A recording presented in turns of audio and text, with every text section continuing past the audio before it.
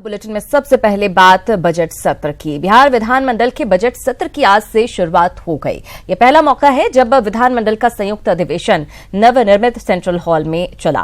राज्यपाल के अभिभाषण के साथ ही बजट सत्र की शुरुआत हुई। अभिभाषण के दौरान राज्यपाल ने सरकार का विजन सदस्यों के सामने रखा। अभिभाषण के बाद दोनों सदनों की कार्यवाही अपने अपने निर्धारित स्थान पर शुरू होगी। कल की कार्यवाही के दौरान वर्ष 2019-20 का बजट पेश होगा। सत्र के दौरान जहां विपक्ष ने बिहार में लॉ एंड ऑर्डर सहित कई मुद्दों पर सरकार को घेरने की तैयारी की है, वहीं सत्ता पक्ष भी विपक्ष की हर चुनौती का जवाब देने को तैयार है। आपको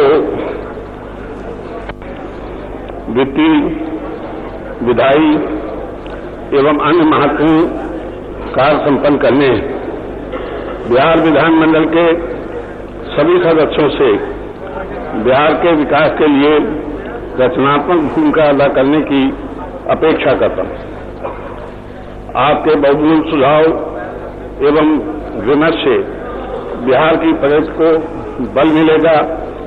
राज्य सरकार न्याय के साथ विकास का नजरिया रखते हुए सभी लोगों, क्षेत्रों और वर्गों को साथ लेकर चलने के लिए संकल्पित है।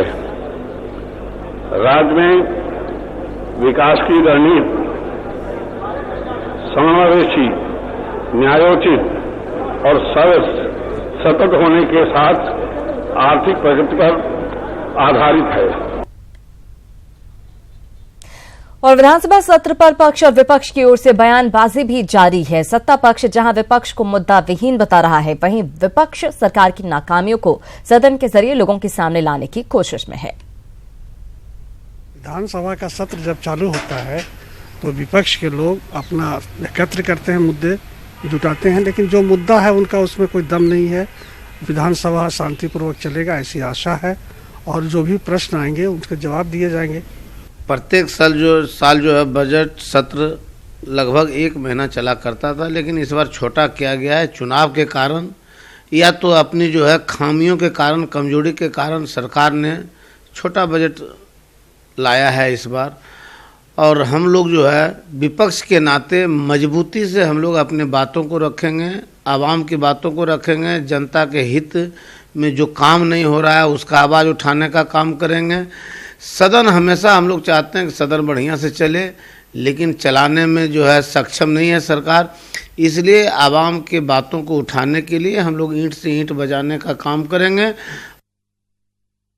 जिनके कार्यकाल में अनेकों उदाहरण है जो बताने की आवश्यकता नहीं है। बिहार से लेकर देश तक के आज सुरक्षा के विषय पर उनके क्या कहने हैं। तो सुशासन के राज्य में जीरो टॉलरेंस पे ये सरकार काम कर रही है। जहाँ भी जिस प्रकार की कुछ घटनाएं घटती है तुरंत अंजाम लेकर परिणाम तक पहुँचने का काम ये सरकार करती है। आज सदन के अंतर्गत विपक्ष में अगर मांदा है, दम है, तो सदन के कार्रवाई के अंतर्गत चलने दे और जो भी विषय है जो संचालन नियमावली के अंतर्गत आते हैं उन विषयों को लेकर सदन के सभी वाक़यों को फेस करने का काम करें। पर निश्चित तौर पर विपक्ष में वो दम नहीं है, वो निश्चित तौर पर मुद्दों को भड़का के भरमाना चाहेंगे। ये सब चीज़ बहुत चौपट हो गया। इस पर शायद लगता है कि मुख्यमंत्री निजी ध्यान नहीं दे रहे हैं। अगर ध्यान देते, मैं पिछले सत्र में भी कहा था कि आप हम सभी लोगों को बैठाकर विपक्ष को भी एक साथ विश्वास में लेकर कानून व्यवस्था को दृढ़ किया जाए। जो गरीब लोग जाते हैं थाना में या कोर्ट में, उनकी क्या परेशानी होती है इसको कोई दिखने वाला नहीं है। तो बजट सत्र को लेकर पक्ष और विपक्ष दोनों ने कमर कस रखी है। बहरहाल खबरों में आगे बढ़ेंगे। बात पीएम के यूपी दौरे की। उत्तर प्रदेश दौरे पर पीएम नरेंद्र मोदी ने ग्रेटर नोएडा में आयोजित एक्सपो मार्ट में 13वें अंतर्राष्ट्रीय तेल गैस सम्मेलन और पेट्रोटेक 2019 प्रदर्शनी का उद्घाटन किया। इस दौरान कार्यक्रम में मुख्यमंत्री योगी आदित्यनाथ और राज्यपाल राम नाईक भी मौजूद रहे। यहां पीएम मोदी ने कहा कि इस साल देश में 100% विद्युतीकरण का हमारा लक्ष्य है। उन्होंने कहा कि भारत दुनिया की तेजी से उभरती सबसे बड़ी अर्थव्यवस्था है। इस क्षेत्र की प्रमुख एजेंसियां जैसे आईएमए और विश्व बैंक ने भी भविष्य में ऐसी ही संभावना जताई है।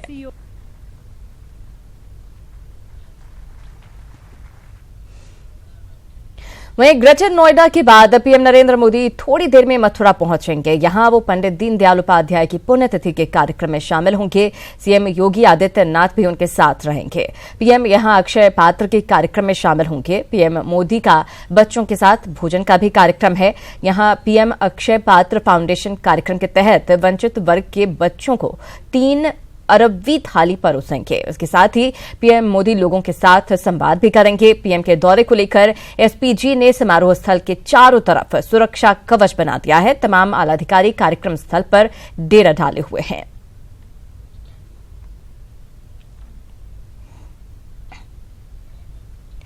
और केंद्रीय सड़क परिवहन और राजमार्ग जहाजरानी मंत्री नितिन गडकरी आज 1 दिवसीय दौरे पर बिहार आएंगे। इस दौरान वो राजधानी पटना में ज्ञान भवन में नमामि गंगे परियोजना का शुभारंभ करेंगे।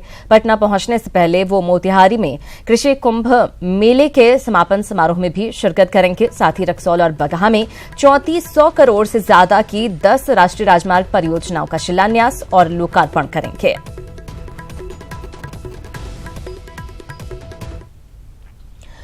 विकास का श्रेय लेने की होड़ इस कदर बढ़ गई है कि अब ऐसी योजनाओं का भी शिलान्यास किया जा रहा है जिसका अब तक टेंडर ही नहीं हुआ है। बगहा में स्थानीय नेताओं ने चुनावी आचार संहिता से पहले चुनावी लाभ लेने के मकसद से कुछ ऐसा ही प्लान किया है। आज बगहा में केंद्रीय सड़क परिवहन मंत्री का कार्यक्रम है जिसमें नितिन गडकरी 366 करोड़ की योजनाओं का शिलान्यास करने वाले हैं। इन योजनाओं के साथ स्थानीय नेताओं ने 2 ओवरब्रिज का शिलान्यास कार्यक्रम भी जोड़ दिया है जिसकी टेंडर प्रक्रिया भी चल ही रही है। आरओबी का भी शिलान्यास है। जी आरओबी का भी शिलान्यास। कौन सा आरओबी है उसमें? एक बगहा के पास भी किलोमीटर 91 और किलोमीटर 94 पर है। तो सर आरओबी का टेंडर हो गया है? हाँ टेंडर हो गया है, सैंक्शन हो गया, टेंडर हो गया, टेंडर प्रक्रिया में है। किस कंपनी को टेंडर हो गया? अभी प्रक्रिया में है। प्रक्रिया में और आज उसका शिलान्यास हो रहा है। जी बिना टेंडर का शिलान्यास होना उचित है? नहीं, टेंडर हो चुका है। टेंडर तो हो चुका है ना। किसको हुआ, किस कंपनी को मिला टेंडर? धीरेन्द्र चंद्र कुमार। ये मत पूछिए हमसे। बिना टेंडर। और बात झारखंड की खबरों की कर लेते हैं। लातेहार के खेल स्टेडियम में सीएम रघुवर दास सुकन्या जागरूकता समारोह का आज उद्घाटन करेंगे। इस मौके पर महिला विकास मंत्री डॉक्टर लुइस मरांडी भी मौजूद रहेंगी। समारोह के दौरान आम लोगों को मुख्यमंत्री सुकन्या योजना की जानकारी दी जाएगी। इस योजना के तहत बेटियों के जन्म से लेकर पढ़ाई लिखाई के दौरान राज्य सरकार को समय समय पर मदद दी जाती है। SECC सूची के अलावा अंत्योदय कार्ड धारकों को इस योजना का लाभ मिलेगा। इस योजना से बेटियों की पढ़ाई लिखाई में काफी मदद मिलेगी।